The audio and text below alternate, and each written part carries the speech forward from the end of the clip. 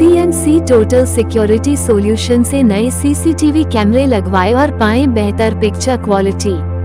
CNC देता है आपको नए एवं पुराने कैमरों की सर्विस की भी सुविधा।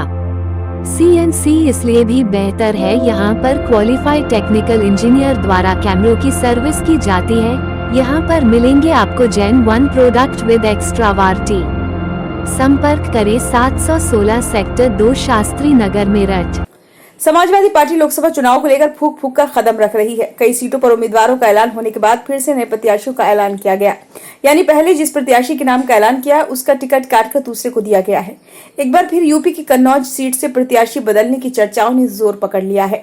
22 अप्रैल को समाजवादी पार्टी ने अपने उम्मीदवारों की लिस्ट जारी की थी। इस लिस्ट में 2 उम्मीदवारों के नाम थे, जिसमें कन्नौज सीट से सपा अध्यक्ष अखिलेश यादव ने अपने परिवार के सदस्य और लालू यादव ने दामाद तेज प्रताप को मैदान में उतारा था, जबकि बलिया लोकसभा सीट से सनातन पांडे को टिकट दिया गया था।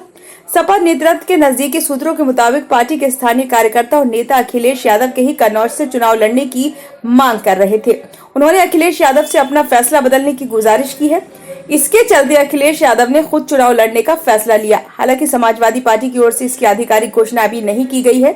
माना जा रहा है कि अखिलेश यादव 25 अप्रैल को कन्नौज सीट से नामांकन दाखिल कर सकते हैं। इससे पहले खबर ये भी थी कि समाजवादी पार्टी के राष्ट्रीय अध्यक्ष अखिलेश यादव लोकसभा चुनाव नहीं लड़ेंगे। इसके पीछे सियासी निहितार्थ है। वे उत्तर प्रदेश में नेता प्रतिपक्ष की भूमिका निभाना चाहते हैं और 2027 के विधानसभा चुनाव के लिए यूपी में बने रहना चाहते हैं। फ्लैशबैक में जाएं तो अखिलेश यादव ने मैनपुरी के करहल से विधायक बनने के बाद आजमगढ़ लोकसभा सीट से इस्तीफा दे दिया था।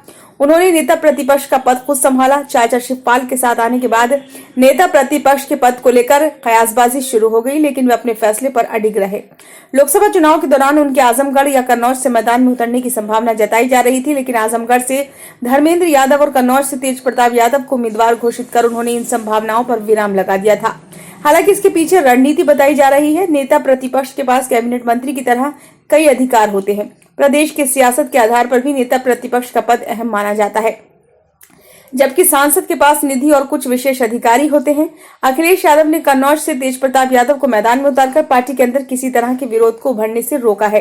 कन्नौज से पहले डिंपल यादव सांसद थी, लेकिन मुलायम सिंह यादव के निधन के बाद वे मैनपुरी से लोकसभा उपचुनाव लड़ी, जबकि यहां से तेज प्रताप सांसद रह चुके हैं। ऐसे में मैनपुरी के बदले कन्नौज देकर उन्होंने पारिवारिक एकजुटता का संदेश दिया। लोकसभा चुनाव के चौथे चरण में 13 सीटों के लिए अब तक 80 प्रत्याशियों द्वारा नामांकन पत्र दाखिल किए गए।